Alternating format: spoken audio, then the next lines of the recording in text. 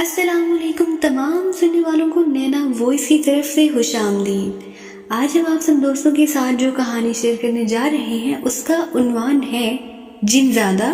तो चलिए शुरू करते हैं। उनके वाक़ईन साथ आते थे और फिर जब उनकी सुन ली जाती थी तो फिर उन्हें हिदायत होती थी कि वो फ़लाँ मीज़ार से फ़लाँ मीज़ार तक जाएं और वहाँ जाकर हाज़िरी दें।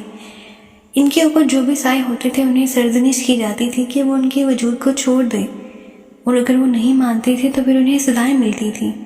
छोड़ दे वली बचा ले वली, उसी सज़ा के नतीजे की आवाज़ हो सकती थी। बहरहाल वो ये तमाम बातें सोचती रही। उसे एक और वाक़या याद आया।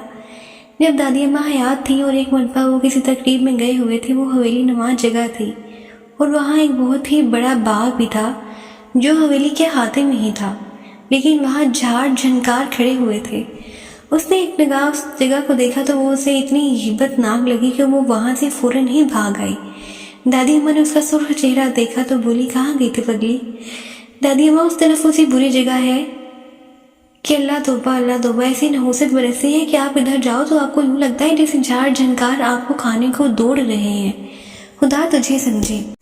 वो हवेली का सेबज़दा हिस्सा है, वहाँ जिन्नों का बसेरा है। हवेली का कोई भी बंदा उधर नहीं जाता, तभी तो वो झाड़ झनकार पड़े हुए हैं। और तुम देखो अपने आप को, तुम खुले बालों में वहाँ चली गई। एक तो अल्लाह रखे इस काली घटाओं के शहर को, बादल हैं कि तूफान की तरह उमड़ते चले आ रहे हैं। अरे दीवानी, कहते हूँ कि उन्हें बांध कर रखा कर। खुले बालों ऐसे भी आसमान तले नहीं जाना चाहिए। और फिर तेरे ये बाल, तौबा अल्लाह तौबा, कटवाने को भी दिल नहीं चाहता। बाल हैं कि क़यामत। और ये हकीकत है कि उसके बाल इतने ज़्यादा, इतने घने और इतने लंबे थे कि हर लड़की और औरत उसे रश्क की निगाह से देखती थी। उसे पूछा जाता था कि बीबी, बाल बढ़ाने के लिए क्या तरीका इख्तियार करती हो? वो इख्तियार करती तो बताती अहमकों की तरह पूछने वाले की सूरत देखती रह जाती। दादी अम्मा ने उसे भूलकर कहा था कि किसी वक्त वो अपने उन्हीं बालों का शिकार हो जाएगी, कोई हवा लग जाएगी उसे, कोई साया हो जाएगा। लेकिन वो हवा और साया उसे समझ में आज तक नहीं आया था। आज जो ये सब कुछ हुआ तो उसने उसे दहला कर रख दिया था। तरह तरह की शक्लें आंखों के सामने आई तो उसने जल्दी से लेट कर चादर ओढ़ ली। और जवानी की यही बात होती है, नींद है कि सर पर सवार रहती है। कैसी ही कोई मुश्किल, कैसी ही कोई बात हो, बस नींद आंखों में थी और पट से आ गई। वो गहरी नींद हो गई थी। दूसरी सुबह वापसी थी। हाजिरी का दिन खत्म हो गया था। चनाची तैयारियां हुई और ताहरा बेगम अपनी बेटियों और मुलाजमों के साथ वापस चल पड़ी। उनकी कोठी बहुत शानदार थी। मौज़म अली भाई से मोहब्बत करते थे, लेकिन भाई भाबज की मौत के बाद बड़े आराम से वो पूरी जायदाद और दौलत हड़प कर गए। बीवी के गुलाम थे, इसलिए बेचारी शीरा भी बस जी ही रही थी। ये अलग बात थी कि उसने अपने आप को यहाँ के माहौल में जम कर लिया था और मुस्तकबिल के बारे में सोचना छोड़ दिया था। वो उस वक्त भी घर के तमाम लोग एयर कंडीशन कमरों में आराम कर रहे थे। बाहर सख्त लो चल रही थी, झलसा देने वाली लो। अशीरा ने उदासी से अपने कमरे की खिड़की खोली और लो का थपेड़ा जैसे उसका इंतजार ही कर रहा था। एक दिन नाटेदार थप्पड़ उसके मुंह पर पड़ा और उसका चेहरा तमतमा कर रह गया। उसने जल्दी से खिड़की बंद कर दी। मेरे खुदा, कितनी शदीद लो चल रही है, उसने सोचा और चटखनी लगाकर वापस अपने बिस्तर की तरफ चल पड़ी। दीवार पर लगी हुई घड़ी की सुइयां 2 बजा रही थी। ठीक 4 बजे उसे बच्चे आने की तरफ चल पड़ना था। शाम की चाय का वक्त 5 बजे का था। गोया अभी आराम करने के लिए 2 घंटे मौजूद थे और ये आराम का वक्त भी उसी शदीद गर्मी और लोग की वजह से उसे मिल गया था। वरना अगर दूसरे लोग बाहर होते तो किसी न किसी काम में उलझा देते। इससे ज़्यादा से ज़्यादा काम लेने में ताहिरा बेगम बड़ी खुशी महसूस करती थी। नदम और नसर भी अब इसी रास्ते पर चल पड़ी थी। चनाचे वो भी उसके लिए काम की तलाश में रहती थी। उसे उसके हुस्न की यही सजा दी जा सकती थी। कोई भी काम उस वक्त भी उसके सुपुर्द कर दिया जाता और कुछ ना सही तो कम अज़ कम ताहिरा बेगम के हाथ पांव ही दबाने होते थे, लेकिन उसमें भी पूरी सियासत कारीगर थी। लेकिन अगर उस वक्त उसे ताहिरा बेगम के पांव दबाने पड़ते तो उसे भी एयर कंडीशन के कमरे की ठंडक नसीब हो सकती थी।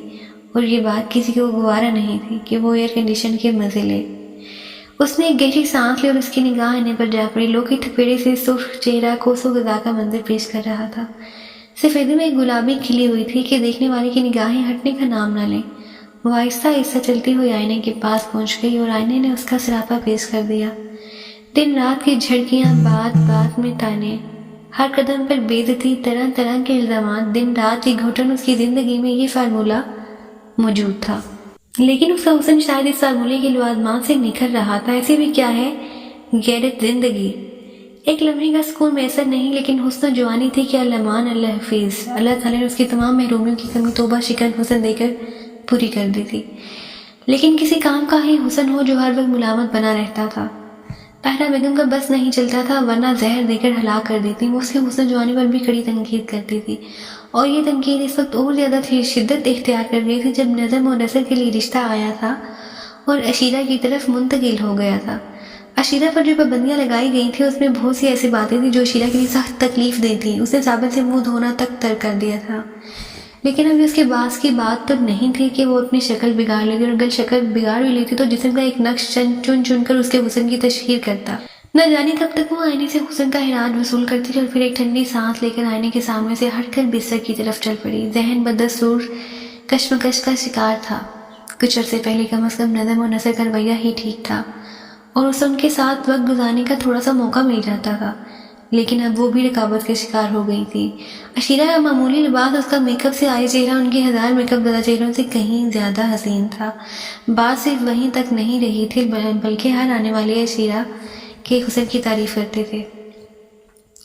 وہ رفتہ رفتہ عشیرہ کو پیچھے ہٹائے جاتا رہا تھا، یہاں تک کہ گھر کی تقاریب سے بھی اس کا بائیکاٹ کر دیا گیا تھا۔ حقارت کی کون سی صورت تھی جو اس کے لیے نہیں تھی، کون سا عذاب تھا جو اس پر توڑنے کے انتظامات نہیں کیے گئے تھے، لیکن ہر عذاب کو خاموشی سے جھیلنا اس کی زندگی کا مقصد تھا۔ اس کی زندگی میں کوئی بہار نہیں تھی، اور اسے یہ بھی معلوم نہیں تھا کہ اس کا مستقبل کیا ہوگا۔ بہرحال بستر پر بھی وہ انہی خیالات میں نہ جانے کب تک لیٹ رہی۔ جار پر لگے ہوئے گھڑی نے 3 بجائے اور خیالات کی جھمن سے نکل آئی۔ ابھی 1 گھنٹہ باقی، اگر لیٹ ہوئی تو شاید نیند آ جائے، اور یہ نیند اس کے لیے قیامت ہوتی۔ اگر ذرا بھی دیر ہو جاتی تو گھر والے چیخ چیخ کر آسمان پر اٹھا لیتے۔ کمرے میں تنہا بیٹھے بیٹھے دل گھبرانے لگا۔ باہر لو چل رہی تھی، ورنہ باغ میں ہی چلی جاتی۔ لو کیا کر لے گی، اچھا ہے بیمار ہو جاؤں، کچھ دن تو سکون مل جائے گا۔ مر بھی جاؤں تو کیا ہے، کون سی قیمتی زندگی ہے جو کسی کو تکلیف ہوگی۔ اس نے سوچا، اور یہ سوچ اس قدر شدید ہوئی کہ وہ کمرے کے دروازے کی طرف بڑھ گئی۔ دروازہ کھولا اور باہر نکل گئی۔ باہر قدم لگتے ہی گرمی کی حقیقت معلوم ہوئی، لیکن اب کمرے میں بھی نہیں رہا جا سکتا تھا۔ وہ گرمی کی پرواہ کیے بغیر آگے بڑھتی رہی اور راہداری سے نکل کر صدر دروازے پر آ گئی۔ صدر دروازے کے باہر دھوپ کا راج تھا، اور یہ دھوپ بھی روایتی دھوپ نہیں تھی جس میں کہا جاتا ہے کہ چیل انڈا چھوڑ دیتی ہے۔ حالانکہ اس محاورے کا مقصد مجھ میں نہیں آتا تھا۔ چیل انڈا چھوڑ دیتی ہے، کیا مطلب ہوا اس بات کا؟ اس نے ایک لمحے کے لیے سوچا اور پھر خود ہی مسکراتی ہوئی صدر دروازے سے باہر نکل آئی۔ در حقیقت یہ جملہ اس وقت صرف محاورہ نہیں تھا، آگ برسا رہا تھا۔ گھاس زرد ہو رہی تھی، البتہ املی کا وہ گھنا اور سایہ دار درخت جھوم رہا تھا جس کے نیچے مالی کی چارپائی بچھی ہوئی تھی، لیکن اس وقت بھی مالی اپنے کوارٹر میں گیا ہوا تھا۔ تمام ملازموں کے کوارٹر کے دروازے بند تھے، کچھ ملازم جو ڈیوٹی پر تھے وہ اندر تھے اور باقی اپنے کوارٹر میں آرام کر رہے تھے۔ املی کا یہ گھنا درخت اسے ہمیشہ سے پسند تھا، اور حقیقت بھی یہی تھی کہ اس کے سائے میں دھوپ دم توڑ دیتی تھی، اور وہ تیز قدموں سے درخت کی طرف بڑھ گئی اور اس کے نیچے پہنچ گئی۔ بلا شبہ یوں لگا تھا جیسے جہنم سے نکل کر جنت میں آ گئی ہو۔ مالی کی حالی چارپائی پر اس نے قبضہ کر لیا اور پاؤں لٹکا کر بیٹھ گئی۔ درخت کے پتے لو سے ہل کر ایک دلکش نغمہ بکھیر رہے تھے۔ وہ اس نغمے میں گم ہوئی اور تھوڑی دیر کے لیے اپنے تمام غم بھول گئی۔ دور دور تک کوئی نظر نہیں آ رہا تھا، یہ ویرانی اسے اپنے مقدر کی طرح محسوس ہو رہی تھی، لیکن املی کا یہ درخت ہمدرد تھا۔ وہ اسے گیت سنا رہا تھا۔ اس کی نگاہیں ایک چمکدار نقطے پر جم گئی اور ذہن نہ جانے کن کن خیالات کا مرکز بن گیا، نہ جانے کیا کیا سوچیں دامن گیر ہوئی۔ اچانک اسے قدموں کی آہٹ سنائی دی اور پھر وہ چونک پڑی۔ اس وقت کون ہے جو اس کی طرح سر پھرا ہے اور باہر نکل آیا ہے؟ اس نے مڑ کر دیکھا اور اسے ایک سایہ سا متحرک محسوس ہوا۔ وہ سایہ اس کے پاس سے گزر گیا، لیکن پیچھے تو کوئی نہیں تھا۔ اس نے دائیں بائیں اور پھر آگے کی جانب دیکھا۔ یہ کیسا سایہ تھا؟ اور پھر اسے کانوں نے قدموں کی چاپ بھی سنی تھی۔ وہم بھی ہو سکتا ہے، بعض اوقات تو صبر نہ جانے کیا کیا کچھ سنا اور دکھا دیتا ہے۔ ممکن ہے کوئی گلہری سوکھے پتوں سے گزر کر درخت پر چڑھ گئی ہو، اور ممکن ہے اس سایہ درخت کی کسی شاخ کے ہلنے سے بنا ہاتھ زور سے، تو اس نے کچھ نہیں دیکھا تھا۔ اس نے اپنے آپ کو پرسکون کرنے کی کوشش کی اور سوچنے لگی کہ اس کی طرح کوئی اور تو دیوانہ نہیں ہو سکتا جو اس شدید گرمی میں باہر نکل آئے۔ 100% اس کا وہم ہوگا۔ کچھ ایسے ہی عجیب و غریب واقعات سے واسطہ پڑ رہا تھا۔ اس ذمہ دار کے سامنے کا واقعہ آج تک اس کی سمجھ میں نہیں آ سکا۔ کون تھا جس نے اسے سنبھالا تھا؟ اور پھر وہ آواز بالکل وہم نہیں تھی۔ وہ اس آواز کو اپنے ذہن میں اس وقت بھی سن رہی تھی۔ بسم اللہ، اس طرح باہر نہ نکلا کریں، یہ گزرگاہ ہے اور یہاں سے گزرنے والے گزرتے رہتے ہیں۔ جائیے براہ کرم اندر جائیے، گزرگاہ گزرنے والی اور وہ آواز ہی سایہ توبہ ہے، کون ہے مکانہ حرکتوں میں پڑتی جا رہی ہوں میں؟ وہ میرا اپنا سایہ بھی ہو سکتا ہے جو مڑنے سے پڑا ہوگا۔ اپنی زبان سے یہ اعلان جھٹکنے کی کوشش کرنے لگے، پھر اس چمکدار نقطے کو تلاش کرنے لگے جس پر پہلی نگاہیں جمائی سوچوں میں گم تھی۔ ایسے نقطے اکثر نمودار ہو جاتے ہیں، مگر یہ نقطہ جو اسے تھوڑے فاصلے پر ایک درخت کی جڑ میں تھا، چند ہی لمحوں میں وہ نقطہ اسے مل گیا، لیکن اس بار وہ بے خیالی کے عالم میں نظر نہیں آیا تھا بلکہ کوئی ٹھوس حقیقت تھی۔ اس نے اب اس چمکدار شے کو غور سے دیکھا جسے وہ صرف پہلے اپنا خیال سمجھ رہی تھی، اور اس کے بارے میں اس نے ابھی تک نہیں سوچا تھا۔ اب جو غور کیا تو اسے سفید سی چمکدار چیز نظر آئی، اور یہ چیز صرف ایک تصور نہیں بلکہ حقیقت تھی۔ وہ چارپائی سے اٹھ کر اس کی طرف بڑھ گئی اور اس نے دوسرے درخت کی جڑ سے وہ دودھیا رنگ کا خوبصورت پتھر اٹھا لیا جو دل کی شکل میں تراشا ہوا تھا، اور اس کے کچھ حصوں پر مٹی لگ گئی تھی۔ اس نے مٹی دوپٹے سے صاف کر اسے غور سے دیکھنے لگی۔ کیا خوبصورت پتھر ہے، نہ جانے کہاں سے آیا، قیمتی بھی لگ رہا ہے، ممکن ہے کسی زیور سے نکل گیا ہو، لیکن اس درخت کے نیچے کہاں سے پہنچ گیا؟ وہ پھر اس کی تلاش بھی ایسی نہیں تھی کہ کسی زیور سے آزاد ہوا معلوم ہو، اس کے علاوہ کافی پرانا بھی معلوم ہوتا ہے۔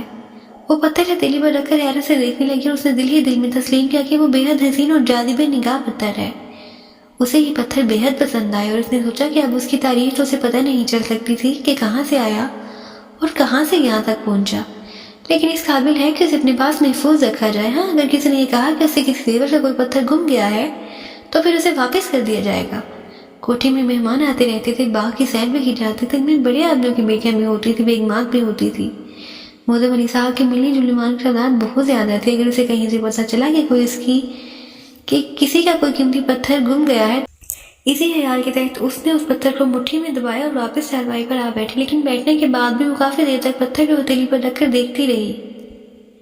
بالکل دل کی شکل کا ہے، نہ جانے کون سے پتھر سے تراشا گیا ہے، ممکن ہے پلاسٹک کا ہی ہو، لیکن پلاسٹک کا ہوتا تو اتنا وزنی نہ ہوتا۔ کچھ بھی ہو، اب تو وہ اس کا اپنا ہے، اور اس نے اس پتھر کو رکھ لیا۔ اسی وقت اس کے کانوں میں ایک مردانہ آواز ابھری، شکریہ، یہ آپ ہی کے لیے ہے۔ وہ پھر اچھل پڑی۔ اس بار اس کے کانوں نے دھوکہ نہیں کھایا تھا، یہ مردانہ آواز ایک لمحے کے اندر جانی پہچانی محسوس ہوئی تھی۔ جاری ہے۔